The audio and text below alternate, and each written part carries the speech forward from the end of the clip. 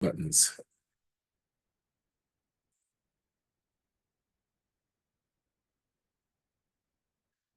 All right. Good. Well, welcome everybody. Good to see you here today. We will run through our agenda here. If there's anything that we don't talk about that you'd like to, feel free to raise your hand or put it in the chat. Travis is with us, so he'll take a look at that for me and make sure we don't miss anything important there. And we will finish the conversation today after we have updates and question and answer time. We just finished the Sand Creek Healing Run, and this year they actually had a partnership in some of those events with folks who are connected with the newly designated Amachi National Historic Site. And so our conversation today will be around those two sites that are located in our district. And we probably don't talk about and relate to enough as a district. So that'll be our final period here today in this Zoom. So I'll just jump in and get started with a few things. One, I want to lift up for folks just a reminder that we have a week left in Pastor Appreciation Month. October every year is Pastor's Appreciation Month, and I've been occupied the last few weeks and have not lifted that up enough. So if you are not a pastor in your church, but you have one that you appreciate, it would be great to show that to them in some way in this next week. Comes around every year in October. So, and I know we have a lot of folks who give their lives and their gifts and graces to the work of your church. So I just want to lift that up before it's gone. This is charge conference season. I'm right in the middle of scheduling those right now. So those should all be scheduled by the end of next week. We should have them all on the calendar, the ones that aren't already, but they are happening. I've already had a couple. So excuse me. To just watch for that announcement at your church. You all know there are some basic kind of reporting things that happen at charge conference. I'd encourage you to help your pastor and your church lay leaders to get those things together. This is also the time of year when we have another bunch of reports that are due. Your SPRC, your Staff Parish Relations Committee, will have some stuff to do in the next month. There's another batch of reports that are due in January, kind of all those year-end things, the financials and all that stuff that's due in January. Janet is really looking forward to inputting all that information as it comes in. So if you don't want to wait till the due date, which I believe is January 15th. If you want to do it early, feel free to do that so that she doesn't have them all show up on her doorstep at the same moment for her to put all that stuff in there. I will say about the charge conferences, last year, since the Colorado Springs charge conferences, I didn't know those churches. It was my first year to be with them, and so I tried to get all of those done in person. This year, I'm doing more Zoom conferences with churches because our budget has just gotten slammed this year with all of the bishop installation travel that the cabinet has had to do. So I'm trying to be a little bit more efficient and thrifty with the travel dollars for the rest of this fall. So if your church conference is on Zoom, obviously I'd love to be in person for everything, but if it's on Zoom, or if there's another presiding elder other than me, just know that that's all about efficiency and trying to get things done in a timely way and under budget as best we can. Let's see here. Okay, so we got that and that. Okay, so do want to highlight some things. And so what I want to do first is to highlight our ESCO YouTube channel. I'm going to stick the link in the chat real quick, just so you can get to it if you like. There's a lot of stuff there. Travis is doing a great job of posting things when we get them done. I actually was going to show you this page real quick. Here we go. I'm going to share and just show you what's on here. One of the things that's on here is a video from the installation service for our new bishop, Bishop Stone King. And you can see here, this is what it looks like. The link is there in the chat for you if you'd like to click on that and have it on your computer before you leave this show, but this is the page, the home page, where things are kind of divvied up by topic. So we have our district Zooms here with this call itself. I'll probably record the one tonight, but we've recorded this one just in case. My Politics with Jesus series that we did in September is here. The trainings that we did earlier this year for lay leaders and lay members annual conference and church council chairs and trustees and finance folks and SPRC people. Those trainings are all there. We have videos from the district gathering last spring. You can see the worship service. You can see workshops that happened during our district gathering. Travis has a few of his sermons posted here. So there's a lot of stuff to see. One of the things, if you click on the videos, it's easier to see because it's more time-based. There are some short videos from the bishop's installation service day, including this second one here. We collected gifts from around the district for Bishop Stone King, and Janet wrote this great poem to go along with those gifts. And so this is a video. There's a lot of background noise because it's in the reception area, but you can hear it. Great poem, and you can see some of the things that we as a district gave to our bishop. So this YouTube channel is a great resource for us. Has a lot of good stuff there for you to take a look at.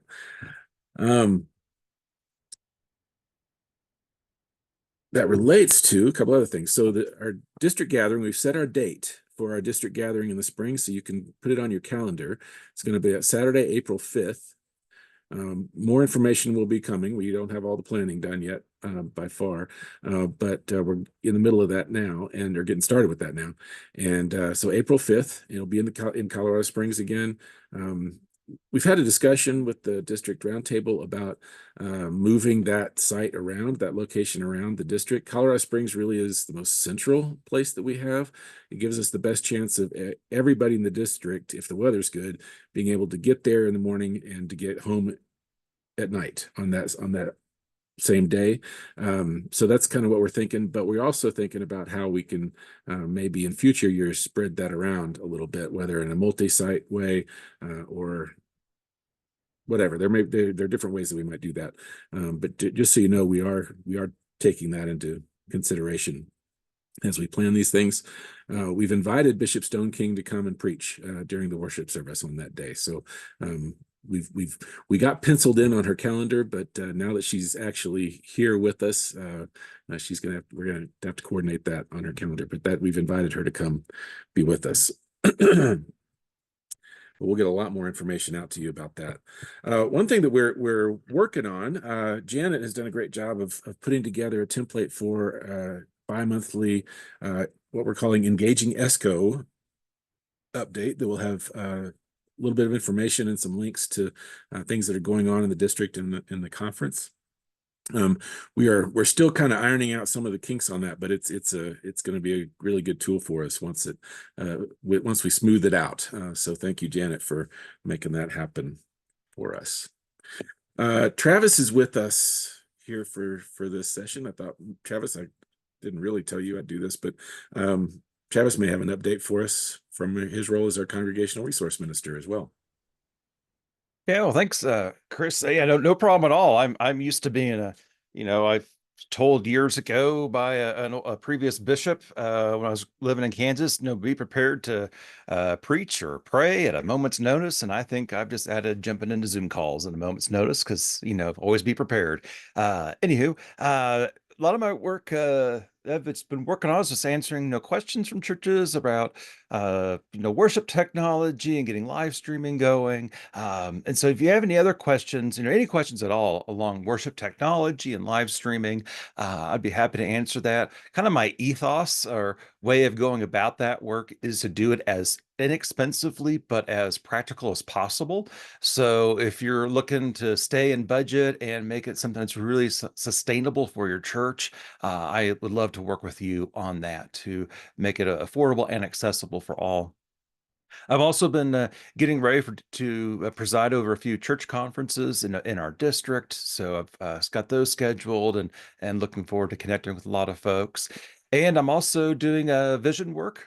This coming Sunday, I'll be with the folks in Good Shepherd UMC in the Springs to preach and begin working with them as doing some vision work at the end of this fall and into the next year, and also getting ready to do some work with some other churches as well. So if you're interested in vision work, or looking at how your church is connecting with the community, or interested in exploring the demographics of your community, feel free to let me know. I'm happy to work with you on those things as well. I think that's kind of the quick rundown of what I've been up to, but yeah, just here if you ever need anything. Great. Thanks, Travis.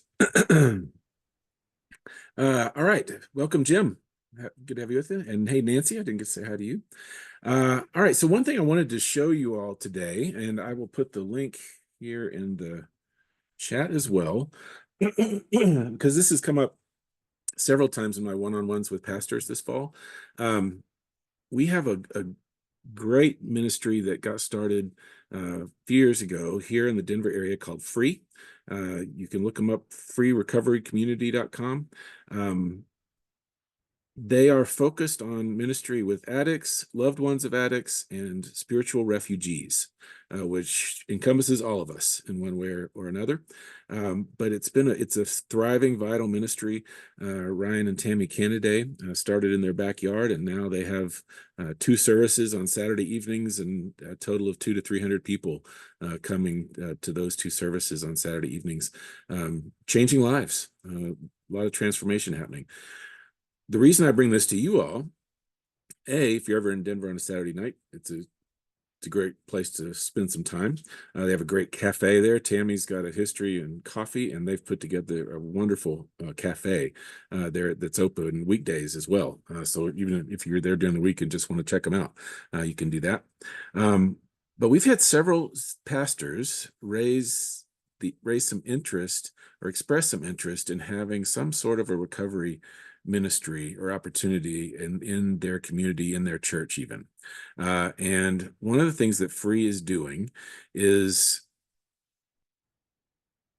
kind of resourcing churches and other groups to have what they're calling free circles. So to utilize the streaming service that Free provides on Saturday evening, but to connect it with a group in your locale, where you are, maybe in your church, maybe in somebody's home, another location in the community even. It's a very low maintenance way for you or someone in your church to facilitate a ministry time with folks who aren't comfortable with our normal Sunday morning way of doing worship, and may have a connection with recovery communities, with 12-step groups, but would really like to have one that is kind of more focused in the Christian tradition. And so that's one of the things that Free is doing through this Free Circles opportunity. And I'm going to go ahead and show you kind of their intro video to what they're doing with Free Circles. And the link is there as well, so you can look at this later too, but I want you to see this now. Okay, where am I? There we go.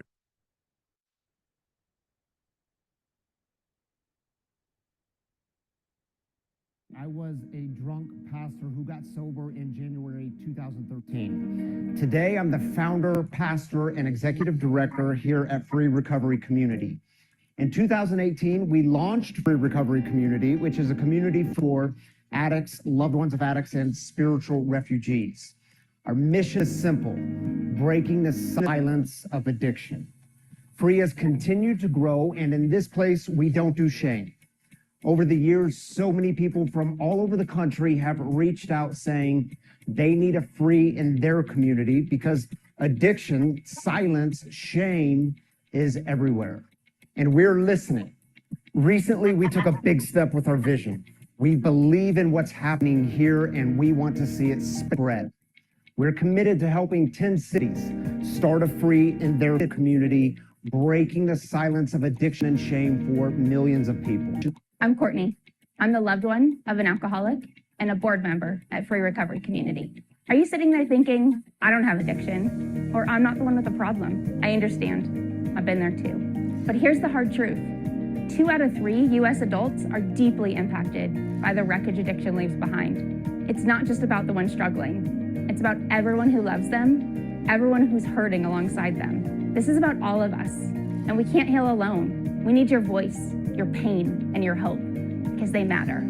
We're already in conversation with leaders from multiple cities, and this is exciting. But maybe you're hearing this and you're saying to yourself, look, I see the need, I want to do something, but I'm not quite there. I mean, starting a whole thing just isn't in the cards right now. And we hear you. What if there was a way for you to come in through the back door? I'm Carrie McMullen, and I got sober in 2016. Until I walked into Free, I didn't know where I stood on the God stuff. Today, I'm the Associate Executive Director, and I know I have a place of belonging here. Here's our invitation to you. Start a free circle exactly where you are with exactly what you already have. You may remember that's how Free Recovery Community Denver began in the first place, right in the candidate's own backyard. All you need are 3 simple things to get started. 1, gather a few like-minded people. Maybe it's 2, maybe it's 10, maybe it's more. Commit to meeting once a week for at least 3 months. 2, establish your location. Maybe it's your own backyard, your living room, or somewhere out in your community. Perhaps you're a church leader hearing this who wants to revive the old small group model. Your current church may be the perfect location to welcome a free circle. 3, join our live stream Saturday night service, but do it in community. That's where the magic happens. Visit the link below. We look forward to getting to know you.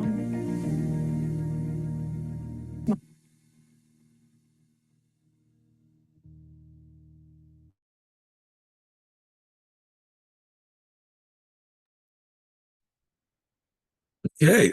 So there you go. So that's the kind of intro for you to free circles. It's a low effort.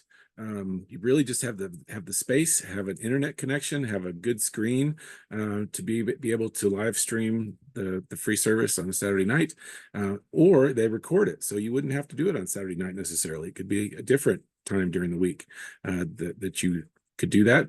And if you're really interested in this, I encourage you to reach out to Ryan, to their staff there at Free, to have them help you step by step to set things up. So that's just something I wanted to make sure was out there, and that you all would be aware of. All right. Anything else that you've brought with you that you would like for us to touch on today? I just had one come to mind as I was looking at Nancy, but Chris, anybody else bring something? Yeah. Chris, could I just say a personal thank you to Mike and to Sarah and Major for their help with the bishop's installation, with the paper goods and things. It was really such a help to have that donation from them, and I just really appreciated that. Thank you, Mike. And I wanted to thank all the churches in the Springs who contributed to the reception, making it a wonderful, wonderful event that day. Thank you so very much. I was going to do that, Cindy. You just jumped the gun on me. So if y'all are not aware, Cindy and Susan are our 2 co-lay leaders for the ESCO district. So thank you both for that, and for everybody who was a part of that celebration. It was great. All right. Well, if anybody else has something, I just wanted to mention really quickly, our lay servant ministries. We are still in process trying to get some classes put together there. Conversations happening at the district and the conference level about how we're gonna do that and how we're gonna communicate that to folks. And so if that's something you've been interested in, we don't have good information for you today, but we want you to know it's not been forgotten, and that folks are at work on providing those learning opportunities for our folks. Anybody else have something that you brought to the table today? Joe, yeah. Chris, Mountain View United Methodist Church in Woodland Park just sponsored an all-day symposium Saturday on mental health issues. And we had sweet. experts in many fields who were speakers and counselors at that symposium, which was very, very well attended by the community. That is fantastic. Thank you, Joe. Wonderful. Congratulations for pulling that off. That's fantastic and much needed. All right. Okay, well, if we don't have more updates, what about questions? Anybody have questions, comments about what's going on with the conference or the district or church or the world? What's on your mind today for the good of the order? If anything.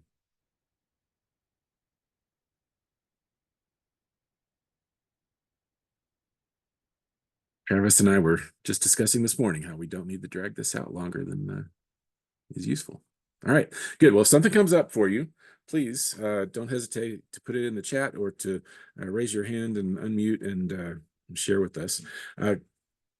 Where I'd like to go now is just to share a little bit about the Healing Run observance that happens in connection with the Sand Creek Massacre site, historic site. Put a couple of links in the chat for you. Many of you are already very aware that the Sand Creek Massacre site is here in our district. It's out near Eads in the eastern, kind of southeastern plains of Colorado. It was back on November 29th of 1864 that there were representatives of a number of tribes who had been directed by the government to the Sand Creek area. They were peaceful. They were under a flag of truce, and a bunch of chiefs there taking care of primarily a lot of children and women. The men were out. Many of the men were out hunting that day, and on that morning, there was a cavalry detachment that came down from Denver that had been authorized by Governor Evans, and it was led by Colonel Shivington, both of whom were Methodists, Methodist Episcopal members of the church. I have kind of a tighter connection to Shivington these days because he was also a district superintendent in the Methodist Church at one time. And so Shivington led the assault on a peaceful camp. They killed hundreds of Arapaho and Cheyenne Native Americans.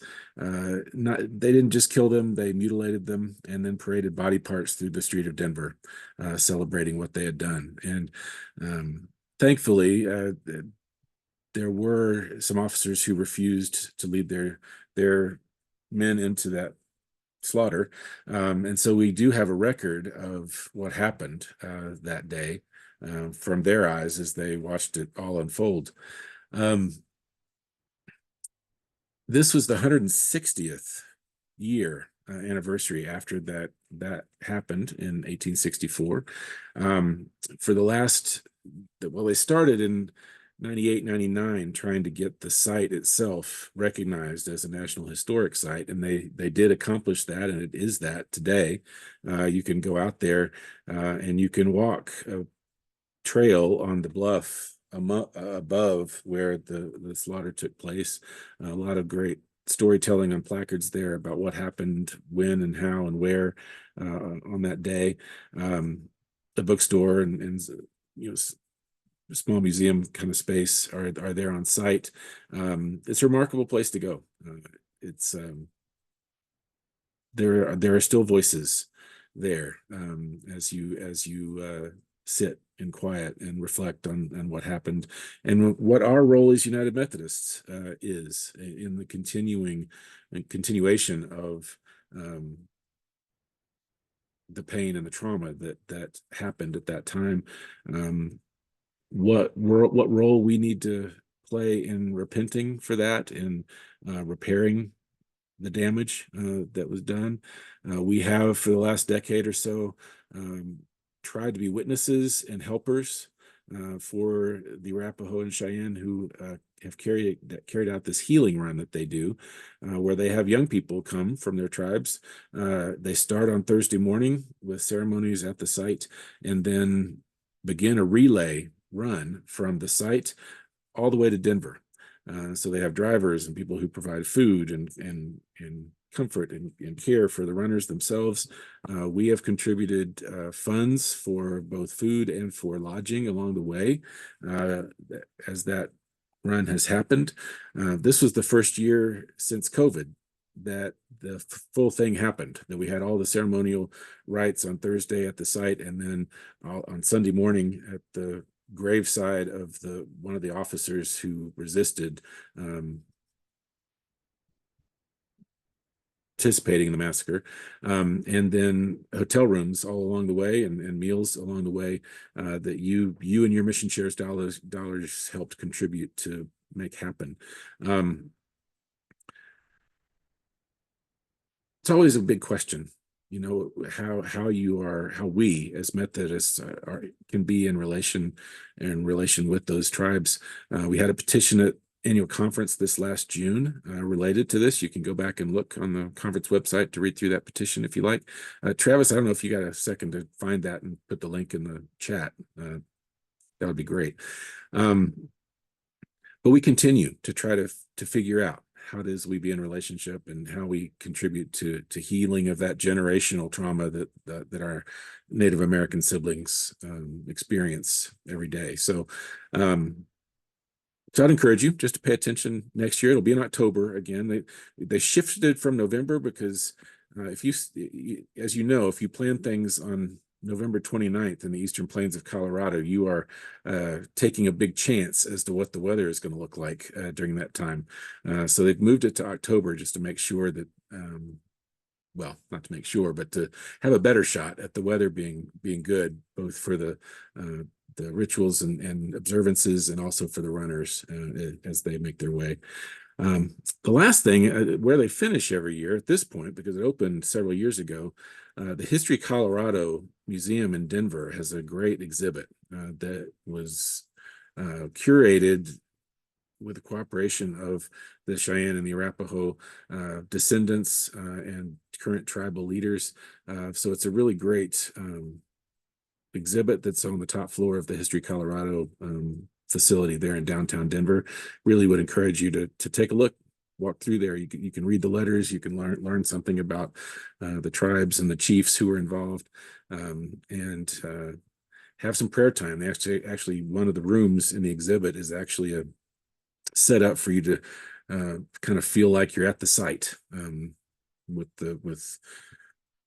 what's painted on the walls, and then the lights on the ceiling and and there's some music, and then there's a theater that shows videos that they've kind of documentary videos that they've put together. It's really well done. So I encourage you to do that as well. Now, the other thing that we have in our district is the Amachi internment site or concentration camp, depending on who you are and how you describe it.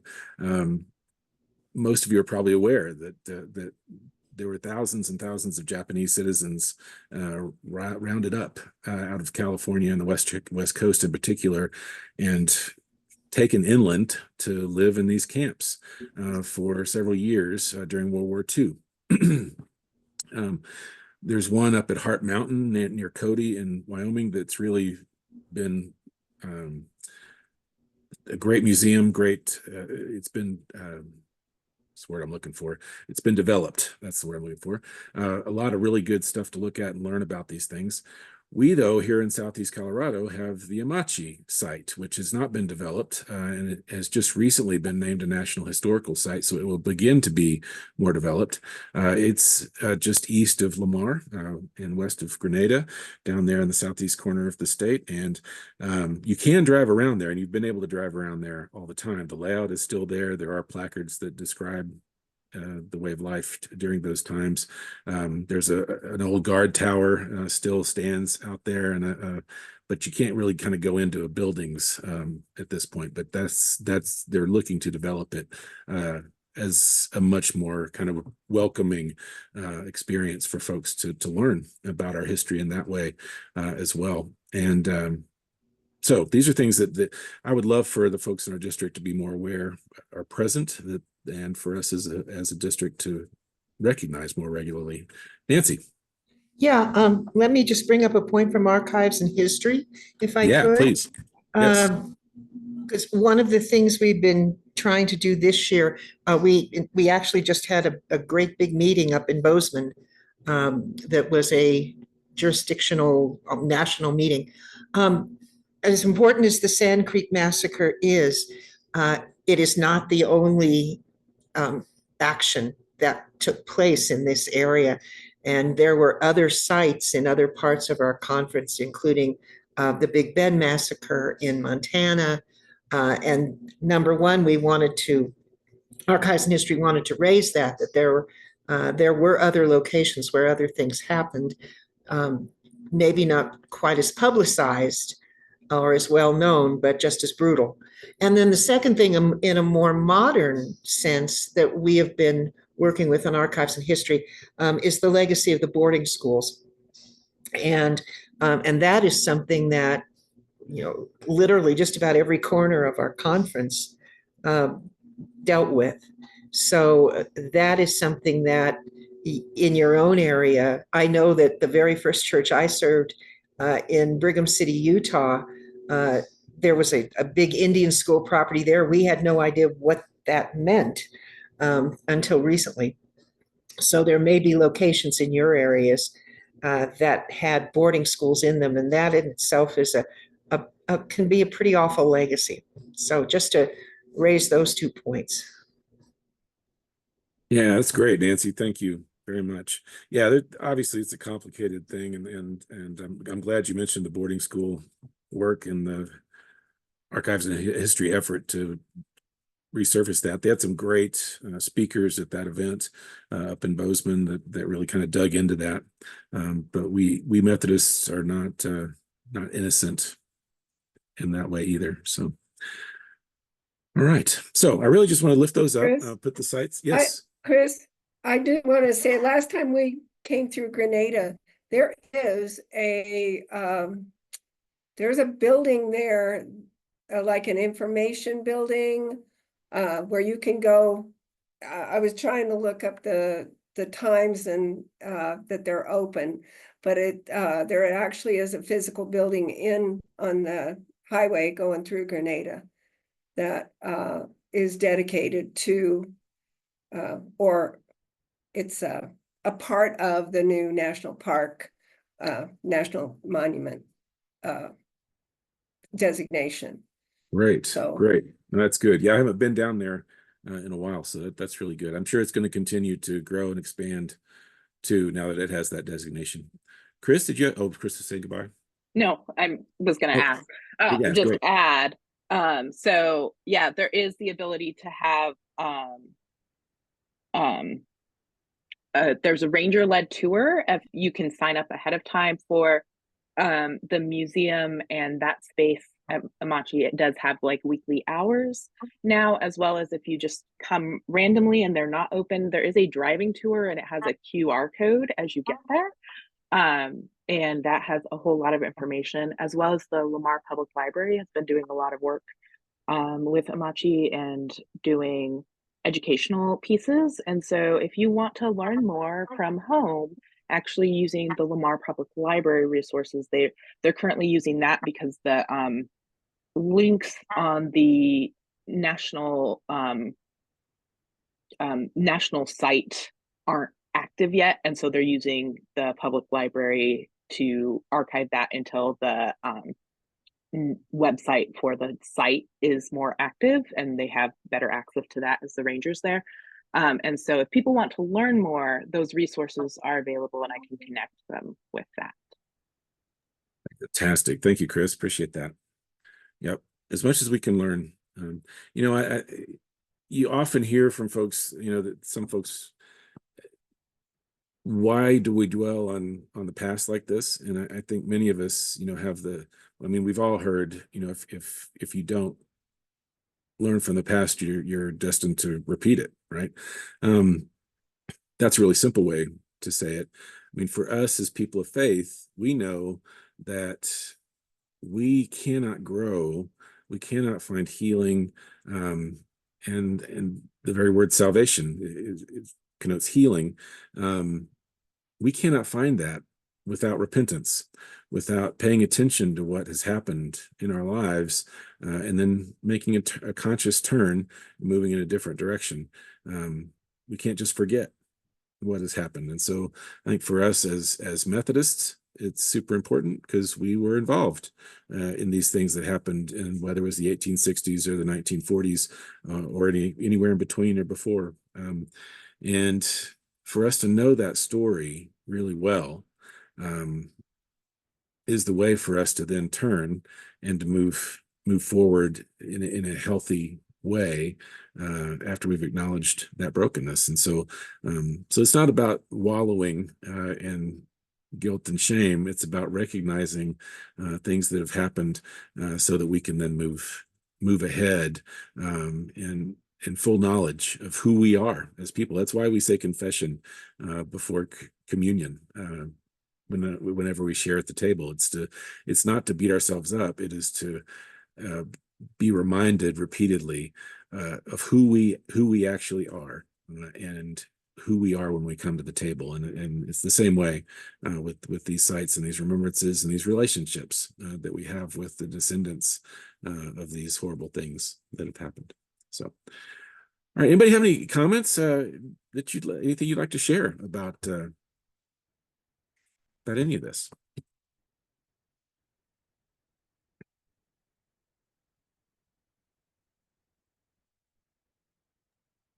Just wanted All to right. share. I've done. Oh, just sorry. Just to sanctify my button.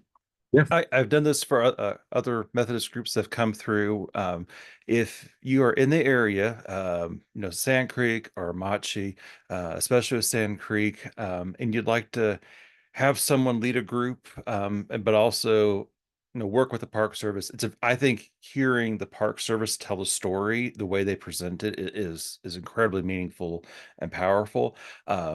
If you like to include a Methodist perspective on that, or not the perspective, but the story of the Methodist Church involvement, I'd be happy to journey with you to Sand Creek. And have done that with other groups that have come through the area that needed or like to have that Methodist additional story to it, because this goes outside the scope of the time the Park Service has to share on that. But definitely would be happy to, an honor to walk with you on that.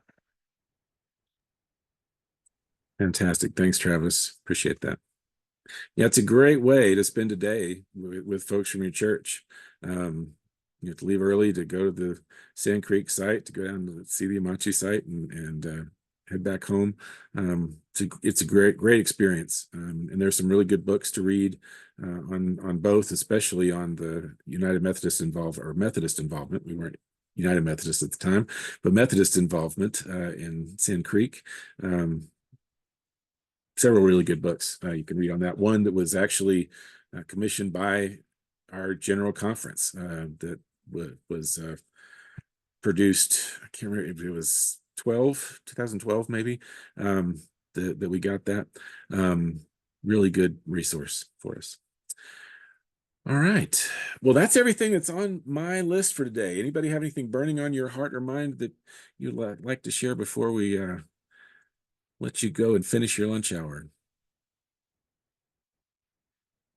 So we'll be doing this again at 6:30 this evening. This has been really good. This may be the recording that we put on the site, since Travis is with us and won't be with us tonight. But if you got somebody who you think would appreciate the 6:30 Zoom, please shoot them the link. So, all right. Well, why don't we have a prayer? Travis, would you mind saying a closing prayer for us as we kick off here? Not a problem at all. Let's pray. Gracious God, we give thanks for this evening, this afternoon, to gather together to connect, to hear announcements and updates, and just hear of the work that's taking place in our district, the work that's taking place to share your hope and your grace with your people. Lord, be with us as we go our separate ways, and may The blessings that we have experienced through you, may we be a blessing to others and sharing all that good. Lord, we're thankful again. You call us your people and call us to serve. In your name we pray. Amen. Amen. So before you go, if you would unmute and say goodbye to each other, that would be a great way for us to sign off. Bye, everybody. Bye, everybody. Bye. Again. Have a great day. Thanks, Peace. Chris. Thanks, Chris. Thank you, Thank you, Chris. Chris and Travis.